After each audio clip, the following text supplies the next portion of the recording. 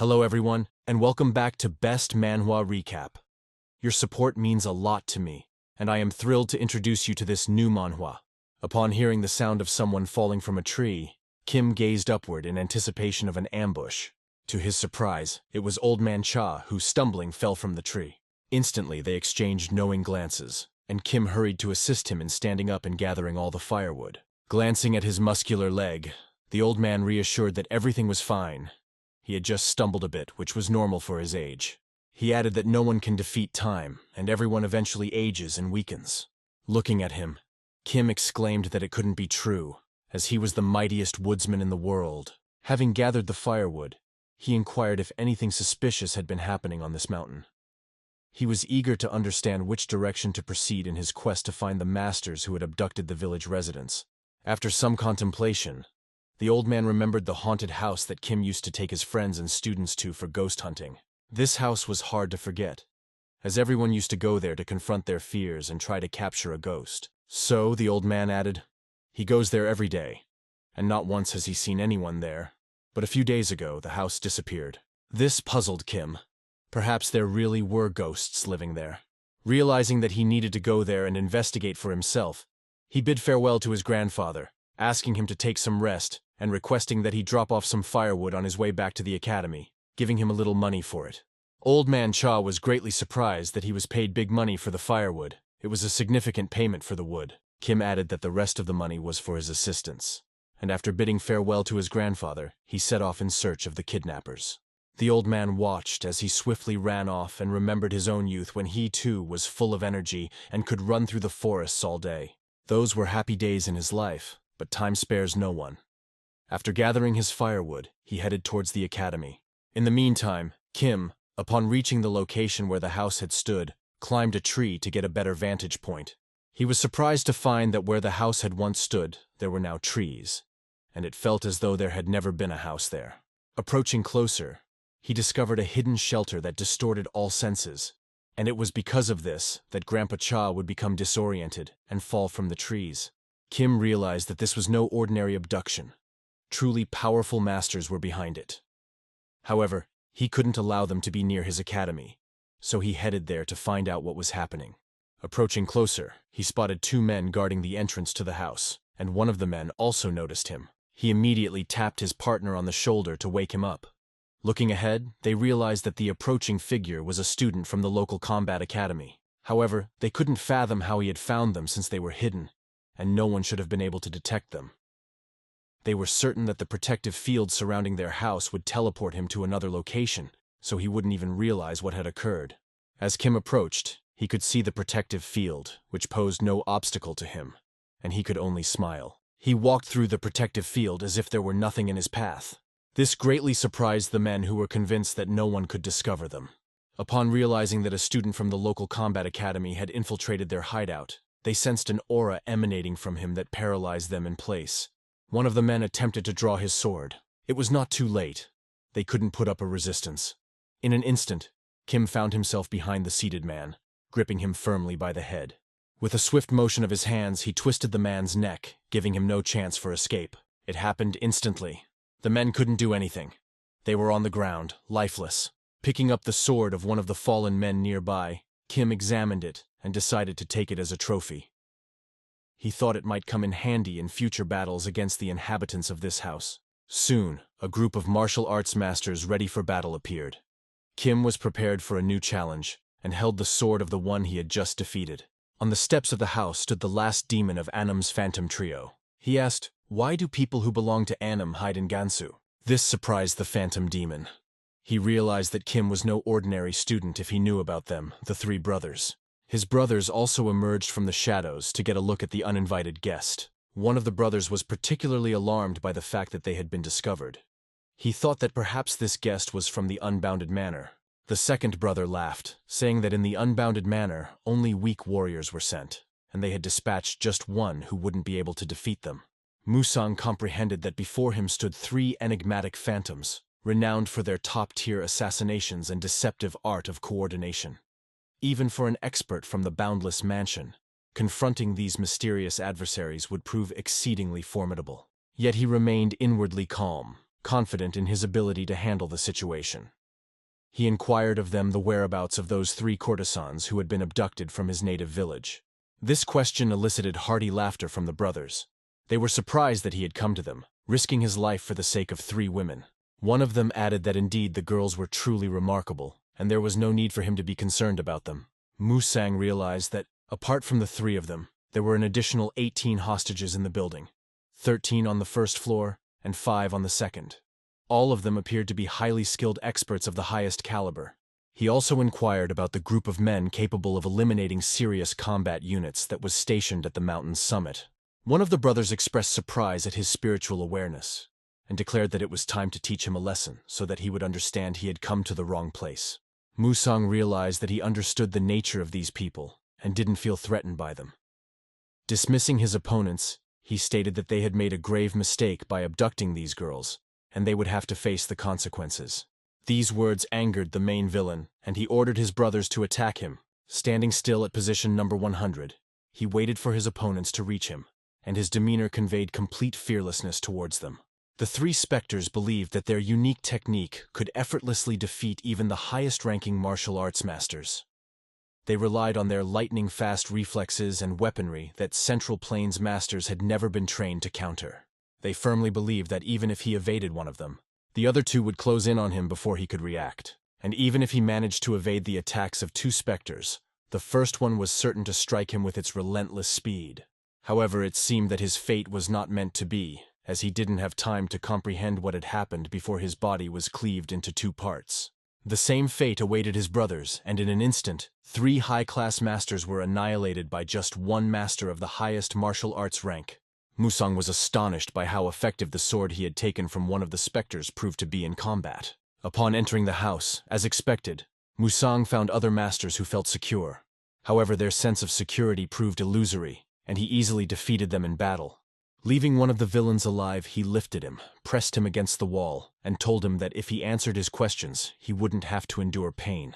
Meanwhile, Geomwa was attempting to trace the tracks of the murderers who had been terrorizing the inhabitants of nearby settlements.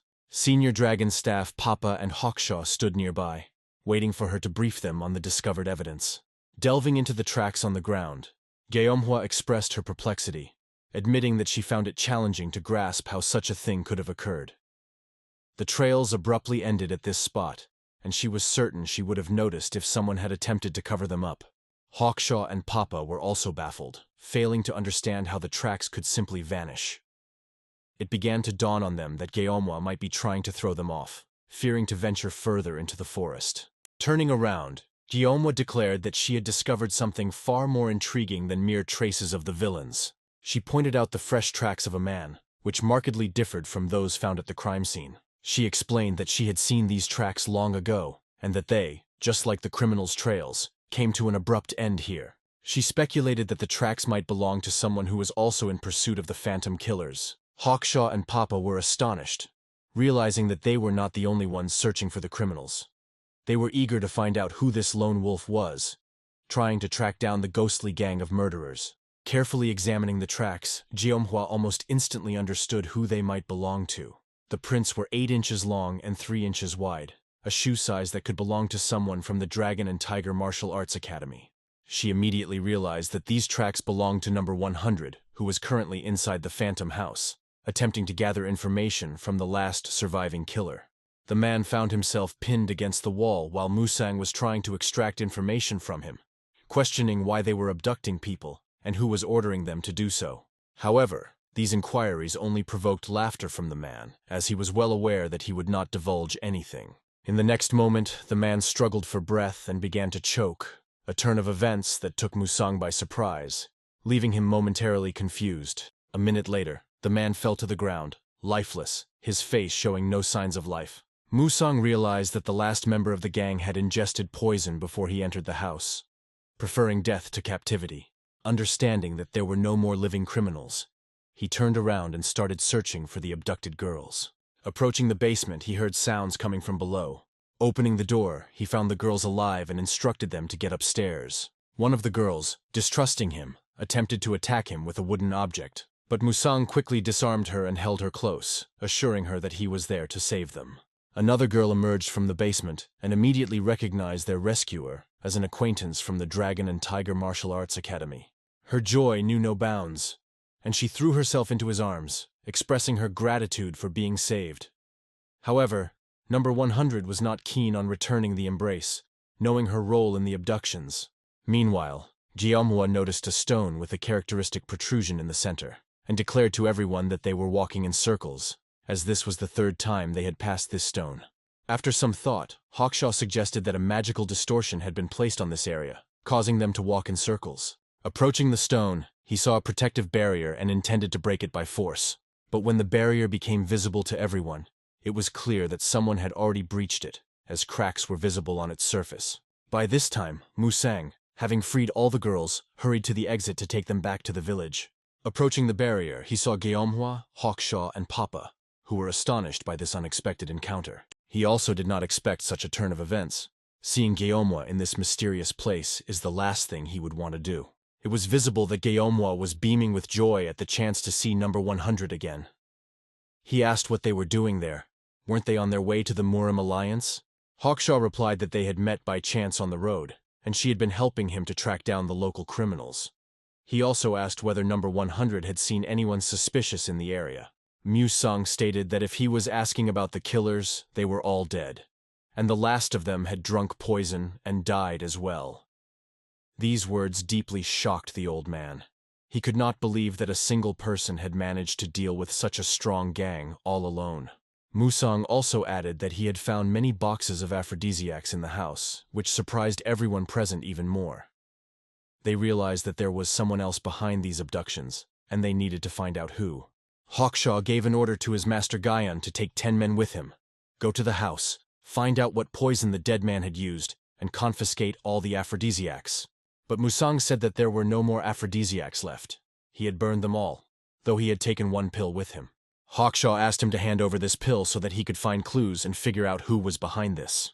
Number 100 replied that he would give the pill, but he had one condition. Hawkshaw had to open a branch of his beggar gang in Yanju. After the visit of the manager of Unbounded Manor, Mustang realized something. A great power lies in his hands. However, he realized that facing the Iron Blood Battalion and the Bloody Curse Gang, aspiring to seize Yanju, alone would be a tough challenge, especially considering their current strength and the ability to hire the mysterious trio of Anima. Thus, an alliance with the Beggars Gang could provide him with reliable protection in case of a conflict. Musang once again asked Hawkshaw if he and his Beggars Gang were ready to settle in their area. He responded that although he was the head of the gang, his power had its limits. Moreover, the Iron Blood Battalion and the Iron Mansion had signed a non-aggression pact in Yanju. Settling there might look as if they were challenging the Iron Blood Battalion. Smirking, Musang asked if the Great Beggars Gang was afraid of the Iron Blood Battalion. These words enraged Hawkshaw, and he used his powerful aura of fear to try to intimidate him. However, this aura had no effect on Musang, who added that the food in Yanju was delicious and Hawkshaw should accept his offer. The old man cooled down a bit and said that no beggar would refuse good food, agreeing to his terms. As promised, Musang gave him an aphrodisiac and wished him a pleasant time in his area. The old man also inquired how often the people of Yanju give money to beggars. With a smile on his face, Musang replied that all the people in this area are extremely kind. Turning around, Hawkshaw also said that since Manhwa had helped them too, he would write her a recommendation letter for the western region. These words caught her off guard. She didn't want Musang to know that she was heading to the western region.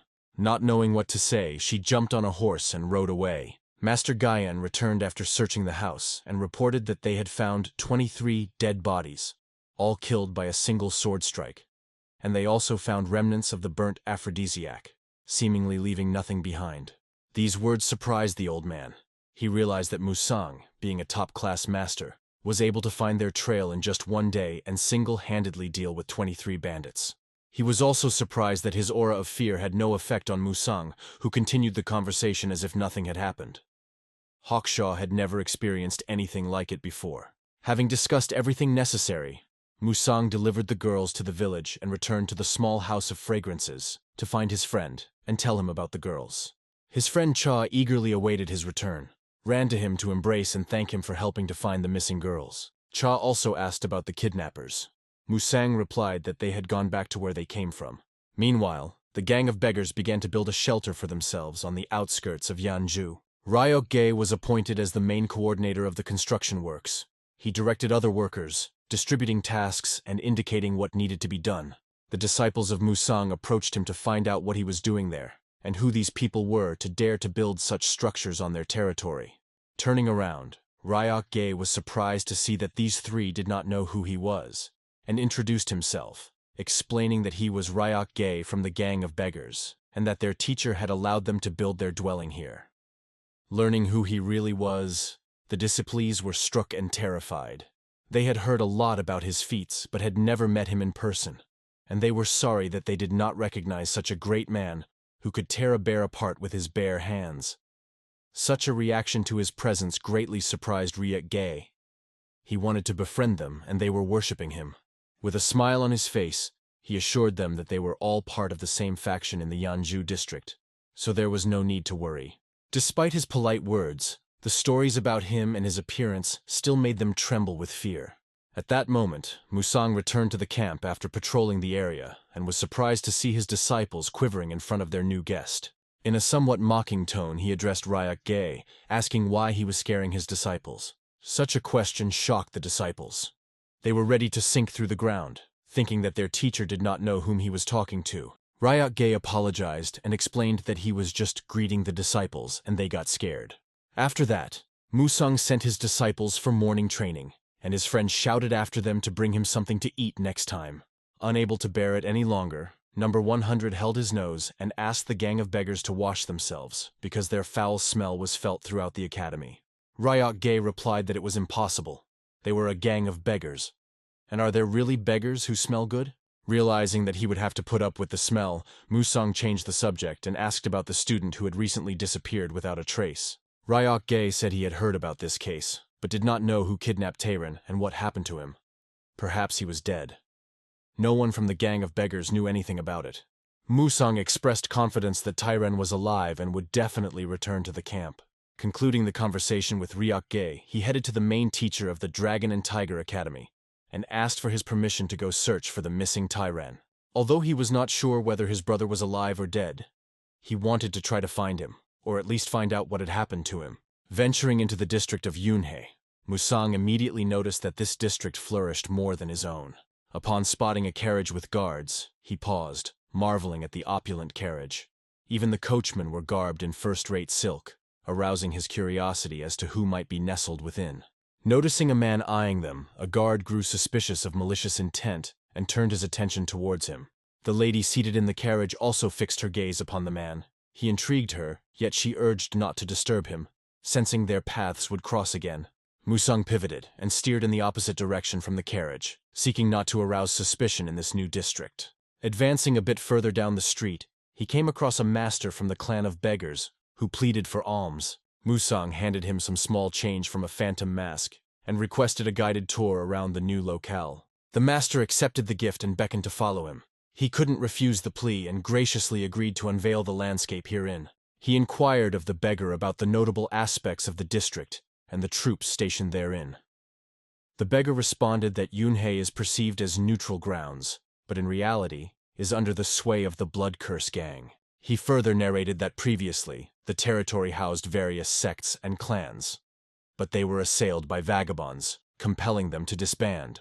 Musang pondered whether the situation in the district mirrored that of Yanju beforehand. Could the institution where his brother Chon had to toil be in any way entwined with the Blood Curse gang? Thereafter, the beggar opted to escort him to an individual claiming to have known a disciple of Musang. At that moment, a discord of curses and cries echoed through one of the squares. A man clad in red was irate that someone dared to shove him and merely proceed onward. Seemingly, the target of the red-garbed man's ire was somewhat feeble-minded. He yelled about himself in the third person. His hysterical shrieks narrated the pain Chirion felt and how nefarious the man was. Yet the man in red was relentless. His fury simmered and roared over how this reprobate dared to shove him, and in a frenzied rage he commenced battering the poorly comprehending lad with his fists. At that juncture, Musang and his escort approached the square. They inquired of a bystander about the ongoing commotion. They were informed that the lad was merely walking, stumbled, and accidentally fell onto a master from the Blood Curse gang. For Musang, everything became clear. He stated he would handle the situation and move towards the conflict. Reaching the brawl, he, striving for a peaceful resolution, first and foremost, halted the beating. With a calm demeanor, he conveyed that it was time to cease the beating of an innocent person. The crowd around was astounded by the technique with which Musang arrested the blow of the man in red.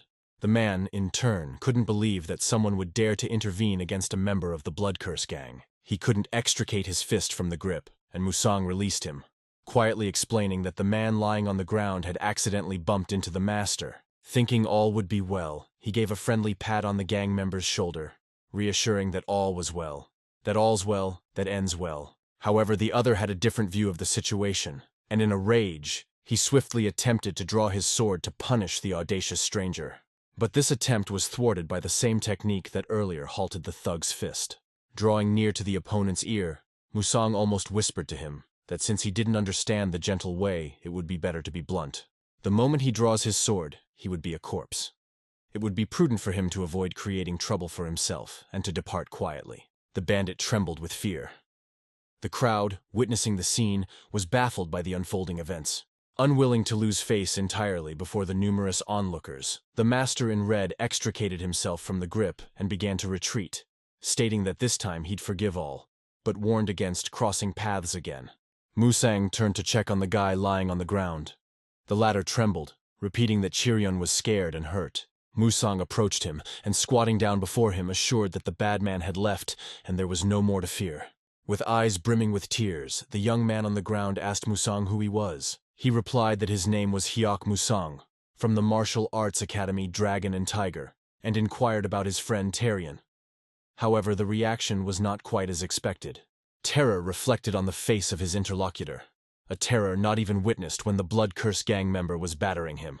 He began to shout that Tarion's elder brother punishes and scares, and that he too would be hurt now. Chiryeon jumped to his knees and, unable to cease crying, began to apologize and beg not to be punished. Musang realized that Tarion had spread untruthful and unpleasant rumors about him. A little later, having cleared the misunderstanding, Hyok Musang and Chiryeon were sitting in a diner, with Chiryeon narrating how he met Tarion. It occurred when Chiryeon was being beaten by a cafe owner for eating more than he could pay for. Tarion decided to pay for this seemingly harmless and naive guy to stop the beating. As they sat at a table, coming to his senses a bit, Chiryeon noticed a bruise on the face of his rescuer. He dismissed it as nothing and claimed it didn't hurt at all. Then, he confidentially told him about an underground arena. From there on, Chiryeon's thoughts began to jumble. He stuttered something about arena fights, Tarion carrying boxes and earning money to buy Chiryeon dumplings. It was a big secret, but probably fine to share with the senior student. Musang was surprised that Chiryeon figured out he was a senior student of the academy. His companion explained that he knew the academy had white and blue uniforms. The senior student was 182 centimeters tall, and Tarion gave him a red hair tie. Hyok Musang inquired, since Chiryeon knew so much, did he know how to find this underground arena? Chiryeon replied that anyone wishing to enter the arena should head to the mountains during a full moon, where a man would guide them to the arena. Fortunately for Musang, that evening happened to be a full moon. At that moment, Musang noticed new patrons entering the cafe. The owner courteously greeted them, inquiring how he might assist. However, he was brusquely and rudely pushed aside by the newcomers. The other patrons were frightened, striving to avoid eye contact or draw attention, for these were members of the Blood Curse gang. But they knew their purpose and approached the table where Chiryeon and Musang sat. Their leader inquired if they were the ones who dared to defy the Blood Curse gang. Chiryeon recognized among them the one who had beaten him in the square earlier. Panicking, he yelled that this man was bad. Then he launched into harsher epithets as words failed him, leaving everyone present bewildered. Hyok Musang glanced at the gang members quizzically and thought it was a mistake to assume they wouldn't look for him, believing the man from the square would be too embarrassed that a mere academy student made him flee. However, not only was he not ashamed to bring a crowd with him, but he also cowardly questioned Musang's confidence from behind his friends. Chiryeon seemed to freeze up and continued to hurl various insults at the men, pointing at them accusingly. One of them, unable to bear the emotional onslaught, was about to show this feeble-minded fellow his place with a fist. Musang, contemplating what to do in this tricky situation, did something unexpected. He rather loudly yelled that Chiryeon was bad and behaving incorrectly. The gang members were taken aback. They were prepared for a physical confrontation. but everything was going off script. Chirion, startled, lost his speech and stuttered, asking if his new friend was going to scold and hit him. Musang calmly explained that using such words and pointing fingers at people was rude and indecent. In Chirion's simple world, he asked if these people weren't bad. Musang tried to explain that even if you tell a bad person they are bad and insult them, they would feel bad and act worse. He added that if someone called Chirion a fool, Chirion would be upset. However, Chirion presented a hard-to-counter argument saying it wouldn't upset him because he indeed was a fool. Sighing and realizing arguing with Chirion was futile, Musang had no choice but to admit Chirion's point. With renewed zeal, Chirion resumed hurling insults at the gangsters, forgetting the danger they posed. He might have forgotten, but the blood-cursed gang members hadn't. They began drawing their swords, ready to punish this fool who dared to mock them publicly. Musang thought there was no alternative but to engage them in a fight. At the very moment when their skirmish was about to ignite, a hearty and boisterous laughter resonated from the second floor of the restaurant. It was the lady Musang had seen earlier in the carriage.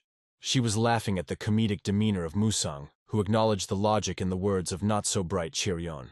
Having laughed her heart out and wiped the tears of mirth from her eyes, she stated that this young master was indeed amusing. However, the man from the square, a member of the gang, couldn't bear it and told her to shut up while hurling insults at her. These insults reached the ears of the man accompanying her. He sought permission to act. The lady granted him the liberty to intervene, but urged him not to be too harsh, as there were others in the hall dining and enjoying their meal. No need to disturb their culinary delight. The man descended the staircase unhurriedly, and Musang recognized him as the carriage driver he had seen that morning. Among the gang members, some began to recognize him too, but the majority, feeling the strength in numbers, started to threaten the approaching warrior. And just as that very bandit from the square began his threats, the warrior's hand clasped his face, obstructing his breath. Lifting the bandit into the air, he inquired why he thought it was acceptable to speak ill of an unfamiliar lady. The rest of the gang members, sensing an ominous presence and realizing who was before them, decided not to interfere. Continuing to hold the ruffian aloft with an outstretched arm, the warrior proceeded with his discourse, asserting that should it have been his desire, he would have ripped the scoundrel's tongue out and shoved it down his throat. Yet the young lady is considerate of the others present and asked him not to disrupt their dining. Therefore, the corpse of this bandit would remain unblemished. The member of the Bloody Curse gang was powerless against such a formidable technique. Observing this, Musang realized that the unknown master had employed the technique of tendon splitting on the upper body. It was rather brutal. Even tongue extraction would have been less painful. After a couple of tense seconds, the lifeless body hit the floor.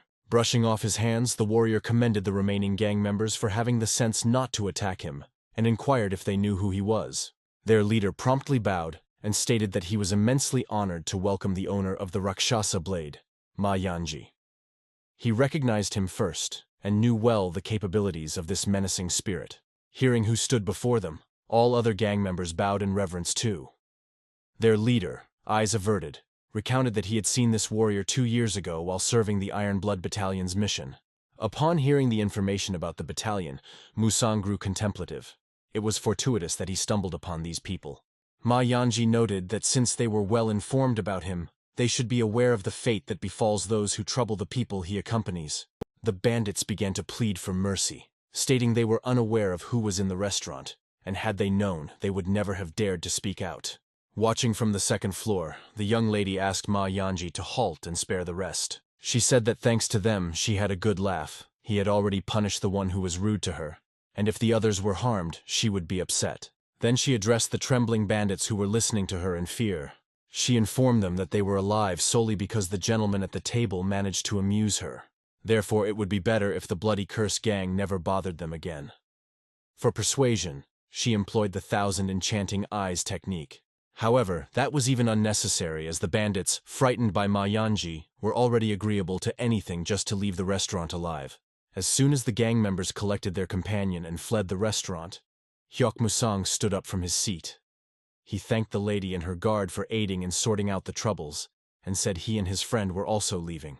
The young girl was upset that they were leaving so soon, and being confident that all would go as she desired, she employed the 1,000 enchanting eyes technique to invite Musang to stay for tea. However, it didn't work on Musang, and with another round of thanks, he turned towards the exit. Ma Yanji also attempted to persuade him to stay, but Musang resisted the enchantments and persuasions. The lady and her warrior were dismayed that someone could resist them and decline. Ma Yanji, having never encountered such resistance before, even started to feel a bit irked that someone dared to decline his lady's request. At the same time, other events were unfolding in the main building of the Murim Leagues. Young Master Tae Hyunwoon was engrossed in practicing calligraphy. Commander Sol Diwoo of the Murim Alliance's secondary bodyguards requested permission to enter his room. Upon being granted, he entered and knelt, greeting the young master. Tae Hyunwoon reminded him that he had asked many times not to be shown such courtesy, as he really doesn't handle any guild affairs. Yet Commander Sol responded that he couldn't help but kneel before the grandson of the guild's head. He reported that Senior Patrol Mujun had arrived at the Alliance, and the young master instructed to keep him informed of her movements. Tae Hyunwoon was very excited and happy, so he immediately inquired where she went after arriving. Learning that Gyeomwa headed to the patrol room, he dashed there without a moment's delay. Left on the table was a sheet of paper, with a drawing of a girl sketched from memory. The atmosphere in the patrol quarters was far from calm. The unrolled scroll stated that the transfer request was categorically denied. The girl, upon reading the content of the scroll, directed her query to the secretary. Realizing the secretary had no real power, yet unable to contain her anger, she barely held back as she demanded to know what this meant. The elderly woman accompanying her tried to soothe her, while the secretary was too fearful to utter a single word. Barely holding back her rage, Gyeomhwa explained that she just returned from an investigation in the western region, brought a letter from the Boundless Mansion, and even a recommendation from a gang of beggars. She vacated a spot in the northern region, which everyone craved, and wanted to transfer to the western, where not a single person wished to go. And she gets a refusal? Calming down slightly, and realizing that a mere secretary could hardly influence anything, she decided to leave and search for the one responsible for this decision. The guild secretary, who was assigned to smooth out this situation, heard she was heading to Wunbiza. He tried to utter something to the resolutely moving girl, but was overwhelmed with emotions and sat silently on the chair. Tae Hyunwoon met Gyeomwa on her way to the guild elder. They were both glad to see each other and missed one another a lot during Gyeomhwa's absence from the guild. But at that moment, she had pressing matters at hand, and she didn't stop even for a few minutes, managing to shout while running that they will meet a bit later, once she resolves all her issues. Tae Hyunwoon attempted to hold her back, failing to understand what urgent matters could have arisen as she just returned from an investigation, and Gyeomhwa immediately began to suspect that he was instructed to detain her, preventing her from reaching the elder. But Gyeomhwa had no intentions of delaying even for a second and accelerated her pace. Hyunwoon, trailing behind, shouted that he would prepare her favorite sugared fruits for their rendezvous. He was clearly hoping for a different kind of reunion and, disappointed, delved into memories of their childhood camaraderie. Back in the day, a very young Gyeomhwa had tasted sugared fruits and candies for the first time, and Tae Hyunwoon didn't understand what was so special about it, as candies were a commonplace item for him. With a childlike audacity, the excited Gyeomhwa instantly declared that she would marry him. Stammering from embarrassment, Tae Hyunwoon tried to explain that marriage wasn't sought for such reasons. Not that he was opposed, but they needed to grow up first. Their fathers were watching this from afar. Murong Seongjai, Gyeomhwa's father, thought it would be a good marriage alliance. Tae Myonsuk, Tae Hyunwoon's father, said it would be a great fortune if his son had a bride like Gyeomhwa. Standing on the road, watching Gyeomhwa run away, Tae Hyunwoon reminisced about how easier it was to spend time together when they were kids. Now they have drifted apart. Meanwhile, in a restaurant, Ma Yanji stood facing Hyuk Musang, trying to morally coerce him into doing what the young mistress wanted. But the audacious young man was unwilling to oblige, and Ma Yanji, taking it as an insult, was about to draw his sword. However, before the sword could leave its sheath, a sharp feminine voice from behind ordered him to stop. The mistress said if her bodyguard continued to behave this way, it would appear as if she was not inviting the young master for a discussion, but begging and forcing. Musang apologized once more and conveyed that he would definitely have tea with her if given another chance, but urgent matters awaited him now. The lady requested at least his name and where he hailed from. Hyuk Musang tried to be polite, stating such an important lady needn't waste her time remembering the name of a simple person like him. But the lady said if they planned to have tea in the future, they should know each other's names. She introduced herself first, saying her name was Cheol Jinhwa. Musang pondered as the surname Cheol sounded familiar to him. Ma Yanji didn't like the pause in the conversation. He mentioned that if the lady asks a stranger for his name a second time, he would kill him despite the order. Musang joked that he can't afford to die at such a young age, and with a smile, revealed his name as Hyuk Musang from the Dragon and Tiger Martial Arts Academy in Yanju. Cheol Jinhwa smiled warmly, saying she looks forward to their next meeting. Musang reciprocated the sentiment and called Chiryeon to leave the restaurant. Once the two visitors exited, Cheol Jinhwa asked her bodyguard if he was sure he could kill that master. Ma Yanji immediately clarified if she wanted him to go and do it. He received a negative answer, and Cheol Jinhwa added she wouldn't want to lose such a good bodyguard. The Rakshasa sword-bearer was shocked by such a reply. He knew his lady was born with the white distortion eyes that could see through everyone. And if she says so, this young warrior is far stronger than Ma Yanji. But how could a mere villager from a martial academy be so strong? Stepping out onto the street, Musang too was pondering about his new acquaintance. A girl named Cheol, accompanied by a Rakshasa sword-bearer from the Iron Blood Battalion. The great Iron Blood Emperor, Cheol Ganson, was known to have loved only one woman. But his wife died early from illness, and his only son perished during the Righteous War. That could mean only one thing. This girl is the granddaughter of the great Iron Blood Emperor. Even the Alliance doesn't know about her. She must have been hidden, probably due to her ability. 1,000 enchanting eyes. One of many abilities of the legendary White Distortion Eyes. According to legends, when a person with White Distortion Eyes is born, the world would fall into suffering. Elder Shin Gija mentioned that her existence is dangerous. A question flickered in Musang's mind. Should he kill her? But he immediately discarded such thoughts, for he had promised not to meddle in Alliance affairs. Why did it bother him? Better to focus on finding Taeryeon. With that decision, he led Cheon home. By this time, Geomwa had reached the chambers of the Murim Alliance elder and barged into his office without an invitation. The scene before her puzzled her slightly. Elder Wunbija was attempting to escape through his office window. She instantly figured that he had heard her coming and was trying to flee to avoid meeting her. He tried to defend himself, saying she misunderstood. Geomwa had been dear to him since childhood, and hearing her approach, he was returning to his office through the window.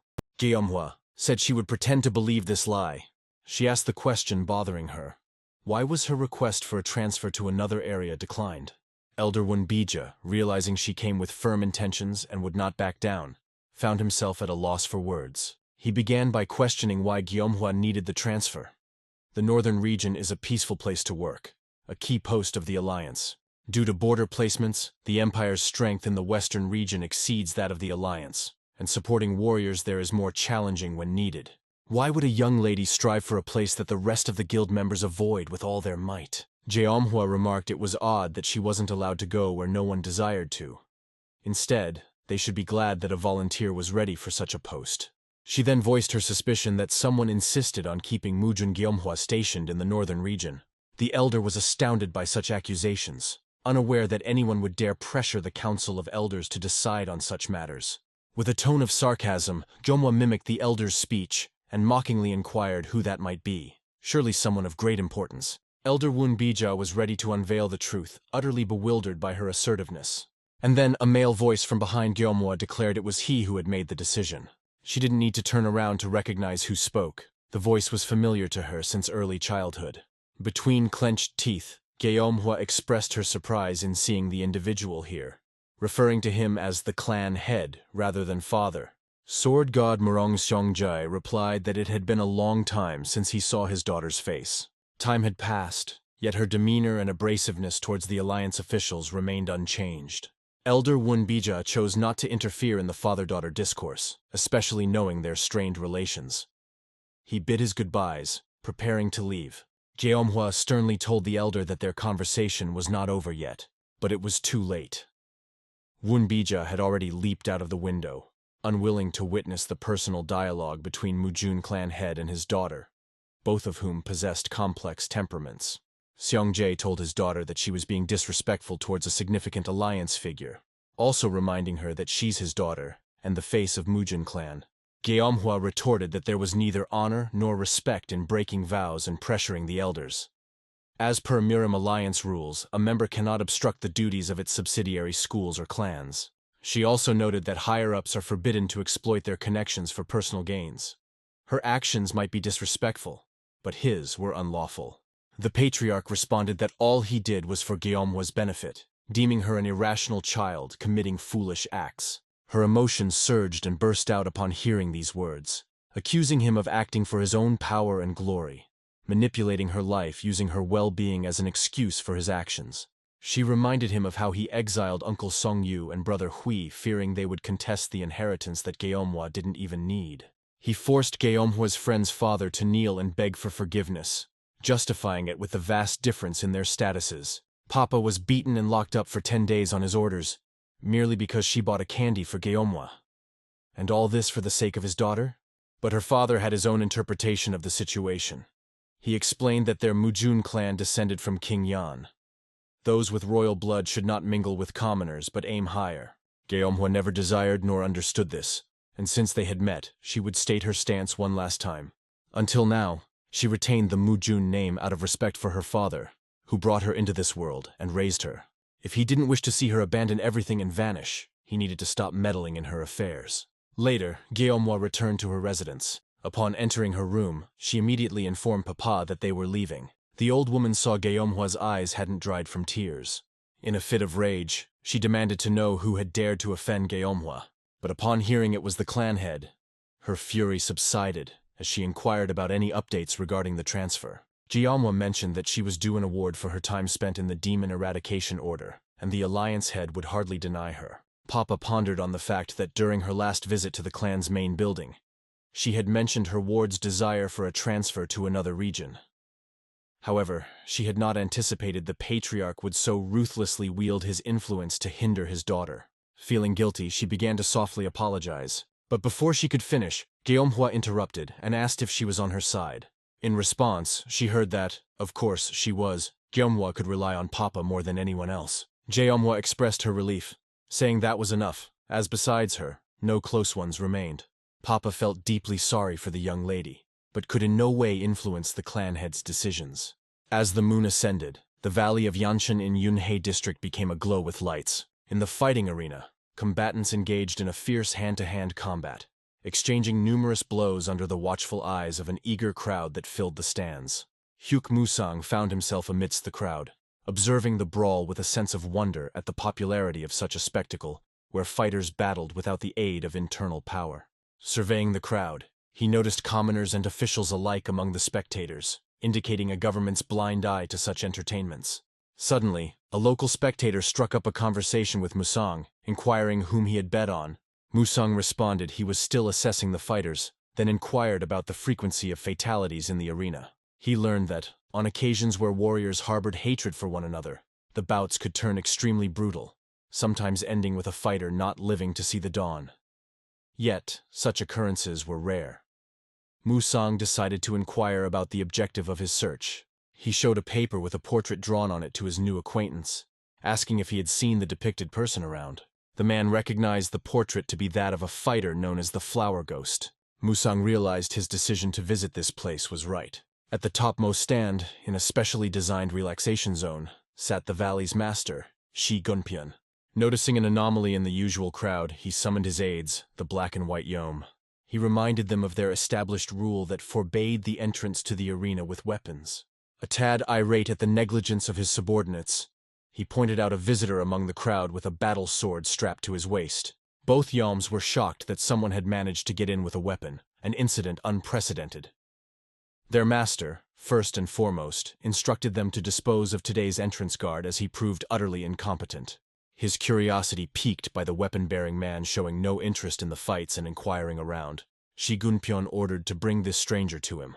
Contemplating, if the man proved suspicious, he would have to be eliminated. Meanwhile, the new acquaintance was narrating to Musang the story of the fighter known as the Flower Ghost. This warrior emerged from nowhere. His face was as beautiful as a flower, while his steadfastness in battles rendered him a ghost. Initially, due to his harmless appearance, few bet on him, but he quickly gained popularity, making betting on him unprofitable. But as abruptly as he appeared, he vanished half a year ago, never to be seen again. Musang realized that John Terrian didn't perish in battle, but where to proceed next in his quest was a looming question. His contemplations were interrupted as a man dressed in an entirely black suit approached him. He conveyed a request, more akin to a command, to come with him. Hayuk Musang inquired if he had committed any offense or caused any problems. The Black Yom was tasked not only with escorting the stranger to the master, but also discerning who he was. The calm demeanor displayed by this man amidst a warrior crowd baffled Yom. This man didn't resemble a mighty warrior, implying someone very important had sent him. Yom decided that if that's the case, it's not wise to confront immediately, and politely informed that the valley's master wished to meet. Musang voiced that this is a fortunate coincidence, as he too had a few questions for the local master, and added that he would proceed to meet him on his own. But before the Black Yom could respond, the young man standing before him vanished. All the warriors, whose task was to escort the weapon-bearing man to their master, didn't even feel a movement. So swiftly had the man disappeared. Shi Gunpyeon, watching from his balcony, couldn't comprehend what was happening below. He instructed White Yom to go down and help sort out the situation, but his aide remained frozen like a statue in place. From behind the valley's master, a male voice resonated, announcing that he had caused the paralysis in his subordinate. The man, pouring himself a drink, mused that the arena must be bringing in decent revenue if they could afford such exquisite beverages. A bewildered Shi Gunpyeon loudly inquired about the identity of this individual. Musang retorted that the valley's master himself had asked for him to be brought here, and now he's questioning who he is? The master of Yanshin Valley should be more courteous to the guests of his establishment. Shi Gunpyeon, gritting his teeth, wondered how this man managed to enter his relaxation zone unnoticed. Realizing he stood no chance against such a master, Shi Gunpyeon momentarily suppressed his pride and calmly noted that extending hospitality to someone who paralyzed his subordinate was a tall order. Nonetheless, Musang wished to discuss with the local fight organizer, thanked the valley's master for the invitation, and requested him to take a seat beside. Deciding to sit and hear the visitor out, Shi Gunpyeon yelled down to Black Yom that the guest was with him, and gestured to fetch good alcohol and snacks, as this master could be very powerful, so thorough preparation was necessary. Seated at the table, he inquired about what his visitor had been asking the other spectators, and what his purpose was. Musang appreciated that Shi Gunpyeon got straight to the point. He pulled out the portrait of John Terrion once again and asked if this man had been here. A mere glance at the drawing was enough for Shi Gunpyeon to recall events from half a year ago. On that day, an Iron Blood Battalion warrior had thrown onto the Valley Master's office floor a bound flower ghost. The warrior inquired if it was Shi Gunpyeon who had recommended this individual as trustworthy. The Valley Master stated that he was merely a popular arena fighter. If it's nothing serious, he could reasonably compensate for any damages. But the battalion warrior revealed that this man had been meddling with the cargo and accused him of espionage. John Terrion defended himself, explaining he was merely inspecting the cargo when the packaging broke. He saw no contents and only aimed to secure the goods. Shi Gunpyeon realized the gravity of the accusation and decided he needed no such risks. He stated that he was just one of the arena fighters, and whether they would torture him as a spy or kill him didn't matter. He could easily replace him in the fights and find a new popular fighter in place of this potential traitor. Since that day, the Iron Blood Battalion cut off all ties with him, and the arena master's reputation suffered greatly. Now a formidable master emerges, inquiring about this individual. Could he have indeed been a spy? The master seated before him is likely a catch larger than the flower ghost. These thoughts darted swiftly through his mind, but feigning a bored demeanor, he verbalized that he was a rising fighter, who mysteriously vanished before a crucial fight 6 months ago. Hyuk Musang sensed the deception, although there was a shred of truth in his words. It seemed he simply didn't want to share information.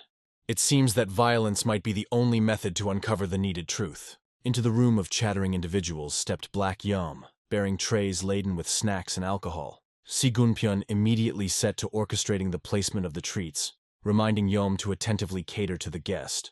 As the glass of Musang was being filled with fine wine, through a concealed tube, a sinister essence blended with the drink. The arena master hoped his aide understood the nuances of attending to the guest. It was but a matter of awaiting the stranger's sip. Then, the high-grade poison, colorless and odorless, would disperse the qi, reducing this master to mere mortal strength. To foster a veneer of trust and divert the guest, he even inquired of Black Yom about the identity on the sheet. Yom replied it was Cheon Taerian, whose whereabouts remained an enigma, sought for a month, but the search was eventually abandoned. Yet Hyuk Musang hesitated, sniffing at the glass cautiously. Droplets of sweat trickled down Shi Gunpyeon's brow. Could this master have sensed the poison? A trained hound would not have detected it. Or did he merely suspect? Musang, locking eyes with his interlocutor, complimented the aroma of the drink. Fearing the guest might forgo the deadly elixir prepared for him, Si Gunpyeon began extolling the superior taste of the wine from Shanxi, even promising a couple of bottles as a takeaway. With slight hesitation, Musang expressed his gratitude for the wine and drained the glass to the last drop. The wine was indeed of remarkable quality, with an exquisite bouquet and a tender touch of sweetness. Seeing the guest guzzle down every last drop, the arena master and his aide eased slightly. Segunpyeon whispered, inquiring when the poison would take effect. Yom explained it targeted the qi, its effects only discernible when the master attempts to harness it. Musang noted the impropriety of whispering in the presence of a guest. Now brazenly taunting, Segunpyeon inquired about his guest's countenance. Could he feel his qi dissipating? Feeling in full command of the situation, he ordered Black Yom to rouse the white from paralysis. The white regained consciousness only to fall on his knees, apologizing for failing to protect his master. Segunpyeon reassured him that no harm was done. The arrival of the master had lured him into carelessness and into a trap. Hyuk Musang boiled with rage upon realizing the poison that swirled within him. Segunpyeon gently patted Musang's cheek, asserting not all goes as wished, even for the strong. There's always one who is craftier. The humiliation stung Musang, and he attempted to unsheath his sword. But before he could, a blade was thrust to his throat. Black Yom noted Musang's dulled reflexes, warning against resistance unless he fancied losing his head. The valley's master ordered his aides to bind this master, preparing to deliver him to the Iron Blood Battalion. Musang inquired about the benefit in his handover. Being but a common man, White Yom, infuriated by the ease with which he was paralyzed, landed a punch in Musang's stomach, demanding silence. The audacious stranger fell on his knees before him, and Yom cooled off slightly, avenging his disgrace thus. Segunpyeon, however, elucidated his transparent advantage. Due to Cheon Terion, the battalion severed ties, but delivering the man who sent them the spy could perhaps turn their wrath to mercy. Hyuk Musang received confirmation that the Valley Master had deceived him initially. Eager to liaise with the Iron Blood Battalion swiftly, Segunpyeon ordered his subordinates to escort and lock this man in the cellar, after binding him securely. But events took an unforeseen twist. Black Yom zoomed past him at a blinding speed. With his body, he breached the fence, plummeting towards the clueless spectators of the arena. He landed amidst two fighters, lying motionless henceforth. All occurred in a mere few seconds. An infuriated Segunpyeon turned to see Musang holding an unconscious White Yom by the hair. Stammering in fear, he inquired about the wine. Did Musang not drink it? But his guest confirmed he had savored every drop, and it was splendid. How was it conceivable? Could one attain a point of invincibility? The events perplexed the Valley Master's mind. It could signify only one thing. And Musang confirmed he had merely feigned helplessness.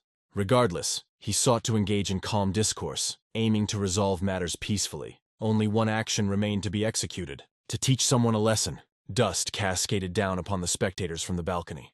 The arena guards, sensing something amiss, began weaving through the crowd, hastening to come to their master's aid. But by the time they reached the top a few moments later, both the arena master and his guest were nowhere to be found. Loud orders echoed to halt the ongoing battle in the arena and to assemble a search party. At this moment, Musang already stood atop a cliff, beneath which the Yanchun Valley lay. Turning to Segunpyeon, he informed that his subordinates have commenced the search. While holding him by the leg over the cliff, he remarked that they would find him in a few seconds, hinting at loosening his grip that withheld the arena master from plummeting. Then with a grin, he inquired about his companion's preferred course of action. A battered Segunpyeon feared a free fall and blurted out his desire to negotiate. Hyuk Musang noted that when he had wanted to talk, they attempted to poison him, and wished to hand him over bound to the Iron Blood Battalion. Segunpyeon felt his fear escalating, and thus screamed that he would spill the truth and swear off poisoning anyone henceforth. Yet Musang voiced his disdain for such cowardice and unclenched his fingers. Feeling the grip on him vanish, Segunpyeon closed his eyes and unleashed a torrent of curses. As he perceived himself airborne, he cursed Musang with every epithet and awaited the devastating impact with the ground from such a height. With his eyes clenched shut in terror, he didn't even realize that he hadn't descended an inch, but simply continued to hurl insults at Musang. Hearing another round of slurs aimed at him, Musang found it to be enough, pulled the Valley Master closer, and locked eyes with him. Segunpyeon, shocked, opened his eyes and was at a loss for words as he found himself hovering in midair. Hyok Musang decided to intimidate him further, stating he had momentarily let go because his shoulder ached from bearing the man's weight, but reconsidered when Si Gunpyeon started hurling insults.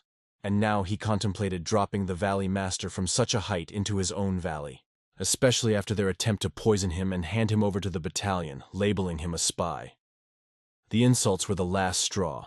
The thought raced through Si Gunpyeon's mind that it was unbelievable for this master to employ telekinesis, considering the significant human weight he had to hold. Had this been known earlier, engaging with such a grand master would have been avoided. Hyok Musang instructed his newfound acquaintance to spill all he knew about Cheontaereon. Si Gunpyeon inquired if Musang would spare his life should he reveal the truth. Musang assured that he would let him live if he didn't lie. But should he catch the valley master in a lie, they would revert to the original plan involving a cliff and a fall. Si Gunpyeon commenced his narration with his encounter with the head of the mysterious school, Lee Punsen, who had come to report an emerging issue. The Murim Alliance had discovered a stash of forbidden substances in Gansu, which was now occupied by a gang of beggars. A carriage laden with new substances was found there. All 23 masters guarding the place had been killed. Lee Punsen demanded the return of the goods, doubting that the beggars had disposed of the potential evidence. Si Gunpyeon anticipated that this would lead to a conflict with the Murim Alliance. Lee Punsen retorted that if money became an issue, they'd be dead anyway. So, at any cost, be it by sudden attack or covert infiltration, the forbidden substances had to be reclaimed, even if Si Gunpyeon had to sacrifice himself. Hyok Musang had not heard of any school called the Mysterious School. The Valley Master continued, narrating that representatives from this school smuggled something illegal from the West. They weren't mere smugglers, but highly skilled individuals who appeared and disappeared abruptly, harboring a multitude of secrets. Musang deduced that the people in the abandoned building might be linked to this mysterious school. He sought clarification if Cheontaereon was introduced to them as a porter, caused some trouble, and then was taken away by them. Si Gunpyeon confirmed this, and Musang was enraged that he simply handed over Cheontaereon and sat idly. He posed the burning question: where to find these people? Si Gunpyeon had no answer to this. Realizing that such an answer wouldn't satisfy his interrogator, he rapidly recounted that the Iron Blood Battalion instructed him to stay away from these people. There was an agreement that if they needed something, they would come themselves. They paid him a hefty sum to recommend a few people and to not meddle in their affairs. Musang heard what he needed to hear. He needed a moment to verify all this. He unsheathed his sword and began to swing it around. He inquired if Si Gunpyeon had anything else to say before he struck him. The latter screamed that Musang had promised to spare his life. Hyok Musang responded that he had no intention of killing him. At this juncture, Geomwa and Papa, having gathered their belongings, approached the grand outer gates of the Murim Alliance. Behind them they heard a man's voice calling out for Lady Hua. Straining the limits of his speed, Tae Hyun-won endeavored to catch up to them. Upon reaching them, he paused and queried why Jeomwa was setting off so soon when they had agreed to meet for a heartfelt discussion. Jeomwa tendered her regrets, pledging that they would indeed engage in conversation the next time fate allowed. Tae Hyun-won reminded her that she had promised the same at their last parting. Then, fearing he had caused her some displeasure, he sought confirmation. His friend assured him he was not to blame, and Tae Hyun-won proffered his assistance with whatever issues she faced. She began to reply, but her attention was abruptly captured by something else. Her eyes found her father, standing upon the city wall, his gaze fixed upon her. With abrupt clarity, she told Tae Hyun-won that these concerns were not his to bear, apologized once more, and announced that it was time for her to depart, as a long journey awaited her. Tae Hyun-won, grappling with incomprehension, remained adrift in a sea of unanswered questions, his heart heavy with sorrow. The sword god Murong Seongjae observed as his daughter departed from the city confines. Approached by a figure, Seongjae disclosed to him that matters were progressing as he desired, yet the enigma of his strained relationship with his daughter puzzled him still. The strategic advisor of the Mujun clan, Samajin, proposed to the patriarch the summoning of the clan's disciples to detain the young lady, fearing she might complicate their plans. Nevertheless, the clan head did not echo this sentiment, and questioned if the advisor wished to seed enmity between the patriarch and his offspring. Samajin denied such intentions, asserting the sacredness of the parent-child bond. Seongjae professed trust in his advisor in all domains but one, his daughter. He expressly forbade any involvement with her affairs without his direct order. For the moment, he decreed only to send a pair to keep a vigilant eye. Moreover, he instructed to unravel the tapestry of Guillaume's recent half-year's endeavors. It was imperative to understand her westward aspirations. He harbored a conviction that her actions were not without significant cause. If this captivating story has struck a chord with you, please share your thoughts in the comments, and I will definitely prepare a continuation just for you. Your opinion means a lot to me, and I am eagerly looking forward to sharing the next chapter of this thrilling adventure with you. Thank you for watching, and see you soon on the channel.